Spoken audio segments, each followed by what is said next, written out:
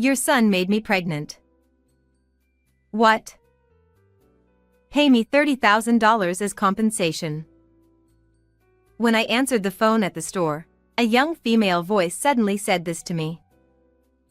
The woman on the other end of the line talked one-sidedly and did not identify herself. I had assumed it was a prank call, but I had no idea that this call would lead to such a thing. My name is Zoe Watts. I am the owner of a popular restaurant in a certain location. It has been featured on national television and in magazines, and most seats for lunch and dinner are reserved every day. However, as the restaurant has become famous, there has been an increase in unfamiliar sales calls and prank calls. So, I just brushed off these calls as a kind of prank. But when the caller called me at the restaurant and suddenly told me that she was pregnant, I was taken aback because I did not understand what she was talking about. I do indeed have a son, but there is no way in the world that he would get someone pregnant. So I got a little bit naughty, thinking that a prank caller saying the most shocking line ever sounded kind of interesting and was curious to hear the details.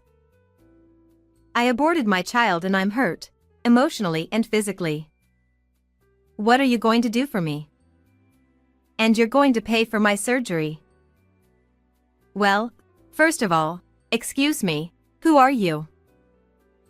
It is a hard part of the customer service business to have to respond politely, even if it is a prank call. It would be troublesome if the call is recorded, made into a story, and then the caller starts telling all kinds of things about us. I'm a customer at your store. Your son hurt me, and that's the first thing you say to me? You and your son have no common sense or compassion. I don't think my son is capable of such a thing. The employees in the kitchen and at the counter glanced at me as the conversation took on an atmosphere that did not seem to be a dinner reservation. I chuckled to reassure them and waved a fluttering hand to signify that it was okay.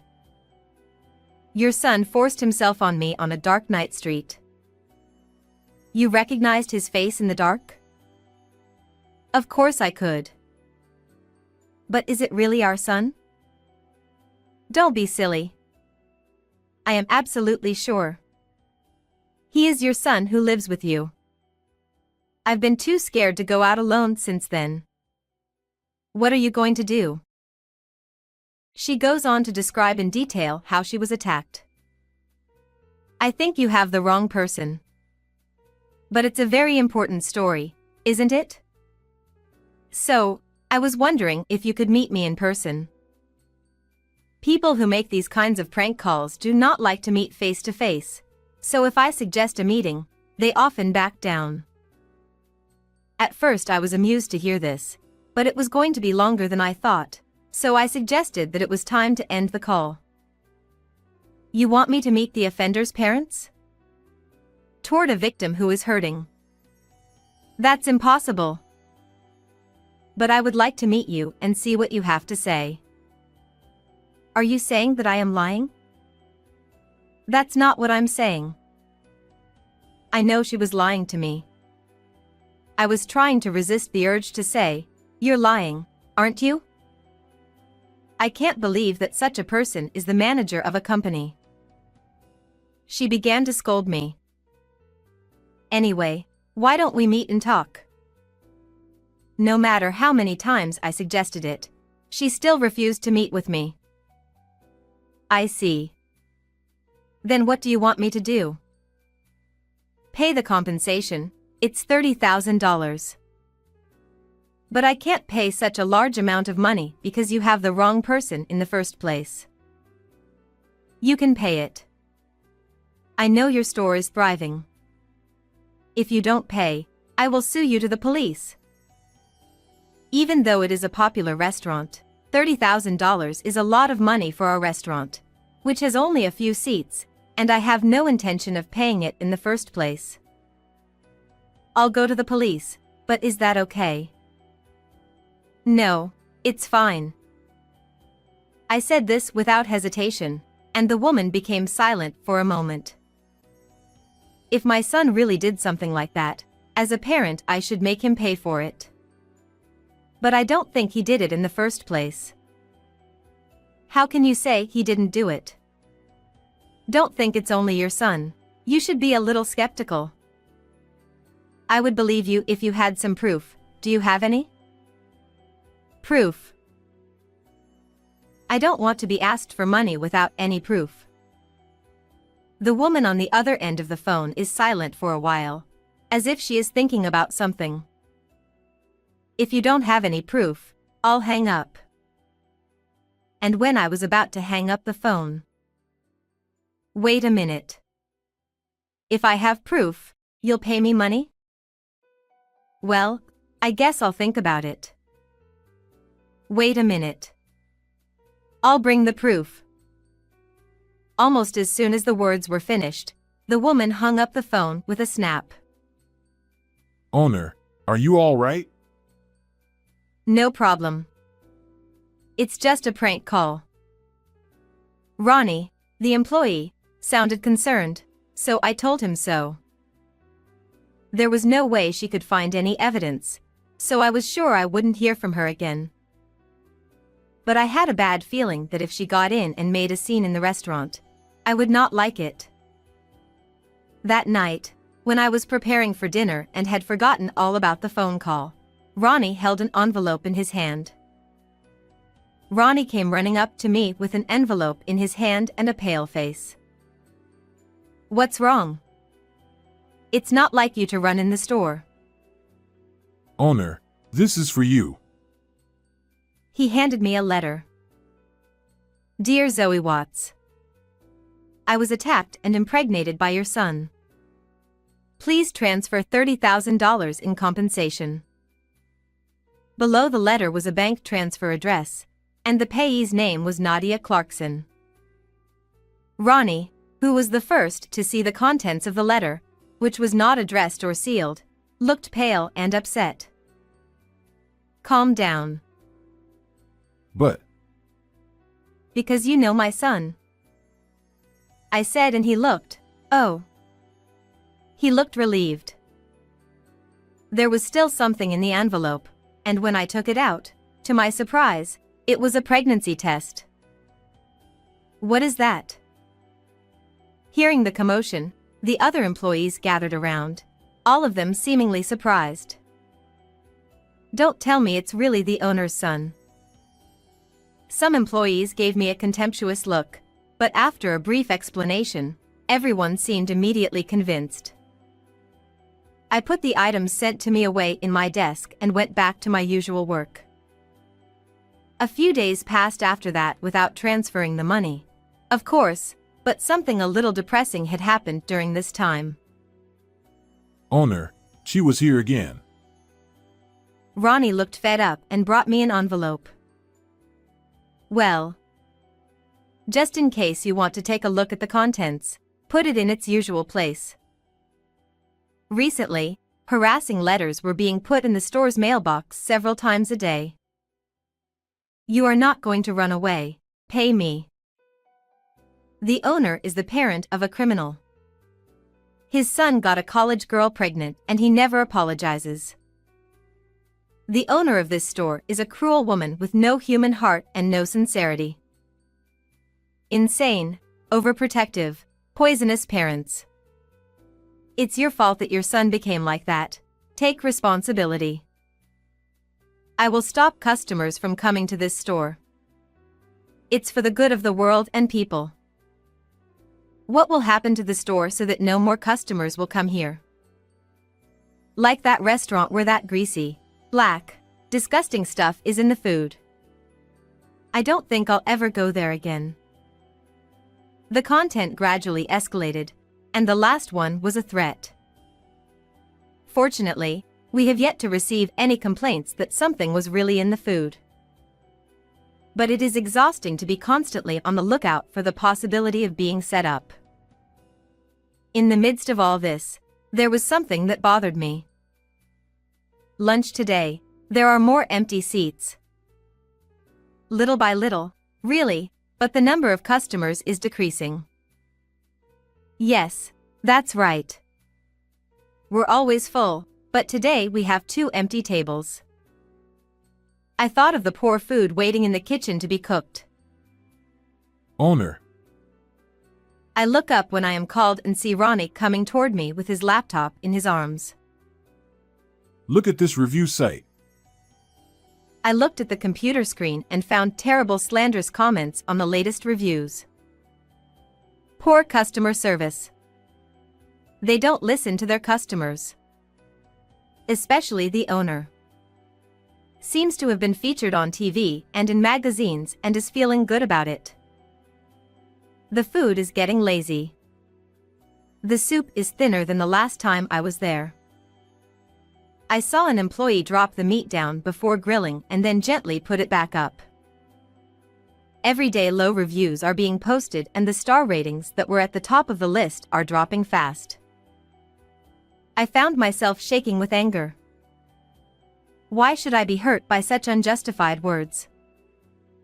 We are getting ready, right? A low, cold voice that I couldn't believe was my own was unintentionally coming out of my mouth. Yes. It's almost done. I chuckled at Ronnie's answer. It has been a week since I discovered the slanderous comments on the review site. The number of customers was getting fewer and fewer. When I went out into the hall, I found Watson, a regular, and a young woman sitting side by side at the store counter. Watson, thank you for everything. You must be tired.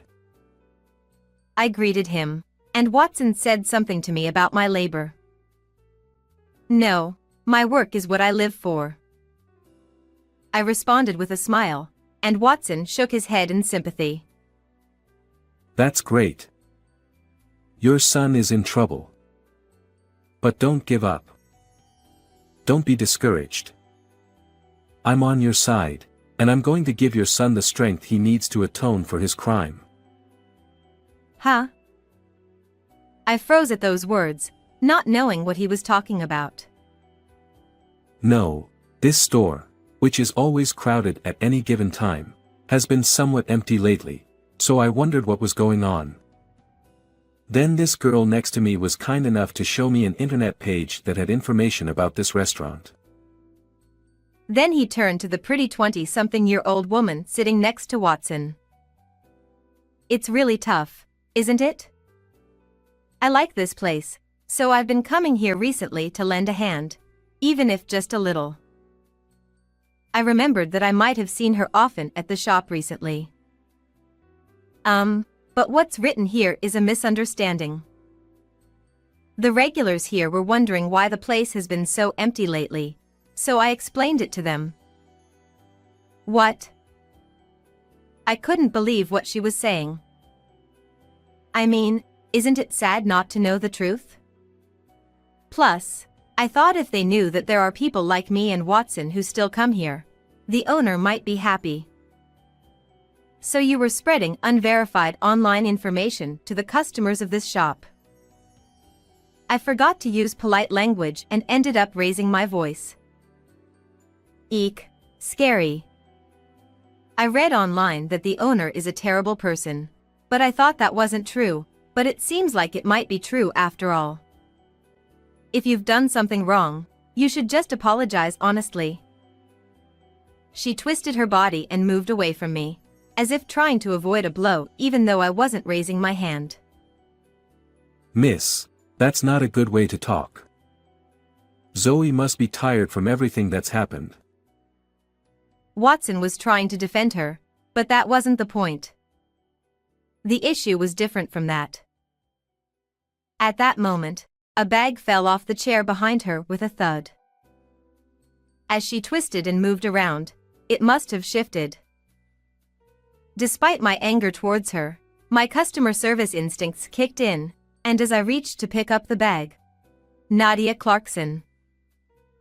My hand stopped at the name written on the student ID that had fallen out of the bag. Oh, it's okay, I'll pick it up myself. She hastily got off the chair to retrieve the bag and the student ID, but I had already taken them. Hey, give it back. no matter how many times I looked at it. There was no mistake. It was the name written on the letter with the pregnancy test, which was not evidence at all. So it was you. I've been looking for you, Nadia Clarkson. Ah, I must have mixed up my friend's student ID, so I'm not Nadia. But the photo on the student ID matches your face, doesn't it? So you were a student at University A. No, it's not like that. She accepted the truth more readily than I expected, realizing she couldn't evade it any longer. What? Are you trying to embarrass me in front of all these people? This might be revenge, but won't it backfire on the shop's reputation? She crossed her arms arrogantly, completely defiant. Her attitude only made me more angry. Ronnie. Bring everything over. I instructed him to quickly bring a stack of envelopes and documents as thick as 10 centimeters from the office, along with the laptop. And you were the one sending harassment letters to the shop repeatedly, weren't you? I read out some of the letters in a loud voice so that the other customers could hear. Pay up or I'll make sure no one comes to your shop. The owner is the parent of a criminal. The son got a female university student pregnant and didn't even apologize. It's pathetic to eat food from a place like this. I'll make sure no one comes to the shop. That's for the good of the world. Hearing the harsh words, some regulars put their hands over their mouths. These are clearly threats, aren't they? You don't have evidence that I sent these letters. Maybe someone else heard the rumors and sent them as a prank. Nadia tried to make excuses, but I silently opened the laptop and showed her the screen of another review site. You might have seen it here before, but these defamations on this review site. These are also your doing, aren't they? So what? Where's the evidence? Are you okay in the head? Ah, you like talking about evidence, don't you? Even though the evidence you provided was so sloppy. I showed Watson the first letter I received and the pregnancy test. What do you think of this pregnancy test that she claimed was evidence? That red line is drawn with a marker. Even someone with my poor eyesight can see that. The customers around us began to murmur. But this might not be proof that I was assaulted, but it also doesn't prove that I'm wrong. Nadia continued to shout, insisting that she was the victim no matter what happened. I was assaulted by your son. That's what I'm saying. How can you doubt that? The customers seemed unsure whom to believe, whispering amongst themselves. I'm the victim here, so it must be true. She started crying dramatically, trying to garner sympathy. Then, I'll prove it. My son is only 3 years old. When I revealed this decisive fact, Nadia let out a small what, in shock. My son is quite mischievous and strong for his age, but he couldn't assault you. No way. I know you have a big son. I heard you talking about having dinner and even saw photos of him. She took out her phone and showed a picture of a young man she claimed was with me. See? I told you. You have 2 sons. Her confidence returned when I guessed the person's name from the photo. That's not true. Then who is that? Is it a lover? A scandal where your son had an affair with a younger person and that person got a university student pregnant? Not just this shop, but your whole marriage is over. She spoke triumphantly, and I revealed the truth. That person is my niece. Niece. Yes, a girl. She's boyish and often mistaken for a boy even as an adult. She's staying at my house for university and helps with dinner and picking up my son as rent. I explained that, and asked her if she wanted to see the person herself as proof. By the way, as for the harassment letters and the review site posts, I have all the evidence now. Evidence? Lies. Nadia looked like she was about to collapse and weakly turned her head toward me. I've already consulted the police and our legal advisor. I explained everything I had prepared with Ronnie's help so far, such as the matching fingerprints on the letters and the identification of the review site poster as the same person. With all escape routes blocked, Nadia sat down in defeat. Earlier, you said that if you did something wrong, you should apologize quickly, right? I thought I heard her mumble something as she looked down, but I couldn't make out if it was an apology. I will contact the police about you. Of course, I will also inform your parents and your university. I will also be seeking compensation, so be prepared for that. No, please don't do that. I'm still a student. Please spare me. Even though you're a student, you're already an adult. You have to take responsibility for your actions. That's not fair. Please, just let it go. After that, I filed a report with the police against her for defamation and obstruction of business. I also sought damages for the shop's losses. She was originally a big spender, buying designer bags and clothes with a credit card, and it seemed her crime was a result of her inability to pay off her debts. Naturally, she was expelled from the university. Furthermore, this situation made the news, and I heard that Nadia had her personal information revealed and started receiving harassment herself. Through our lawyer, we also had the defamatory posts on the review site removed. Unexpectedly, the commotion ended up being a positive thing, clearing up misunderstandings among the regular customers. Now, the number of customers has completely returned to normal. While the commotion had reduced the number of new customers, most of the regulars stayed with us. Even though she spread all kinds of false information, it didn't change the fact that I was happy about it. I will continue to manage the restaurant to meet the trust of our customers. How did you find this story? Please remember to subscribe to the channel. See you in the next video.